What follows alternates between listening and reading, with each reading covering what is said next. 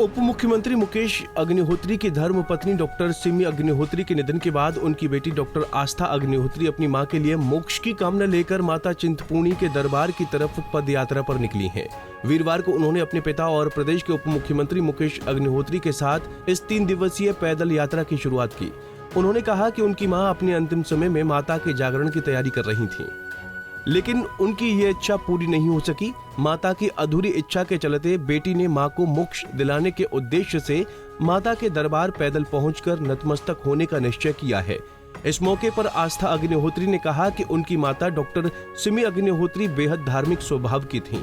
अपने देहांत के समय डॉक्टर सिमी अग्निहोत्री माता के भव्य जागरण की तैयारी में लगी थीं, लेकिन नियति को कुछ और ही मंजूर था और उनकी माता की ये इच्छा पूरी नहीं हो सकी। माता के प्रति रखे गए जागरण समारोह के अधूरा रहने के चलते उनकी मां को मोक्ष प्राप्ति में किसी प्रकार की बाधा नहीं आई, इसलिए उन्होंने माता श्री चिंतपूर्णी के दरबार की ये पैदल यात्रा शुरू की है, जिस पर उनके पिता एवं प्रदेश के उप मुख्यमंत्री मुकेश अग्निहोत्री कदम से कदम मिलाते हुए साथ चल रहे हैं। मम्मा मेरे पापा के चुनाव जीतने पे लगातार 5 बारी माता चिंतपूर्णी और माता ज्वाला जी के मंदिरों में हाजिरी लगाती रही, पैदल जाके पद यात्रा करती थी। और अभी भी जब मेरी मम्मा गए उससे पहले उनकी आखिरी इच्छा जगराते की थी और 3 दिन बचे थे जगराते के लिए, तो मम्मा के लिए माता के दरबार जा रहे हैं पैदल।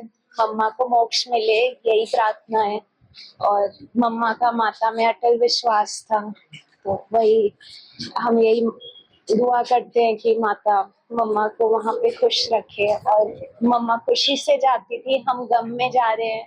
मम्मा 5 बारी पापा के लिए गई, मैं 1 बारी मम्मा के लिए जा रही हूँ। पंजाब केसरी टीवी के लिए ऊना से अमित शर्मा की रिपोर्ट।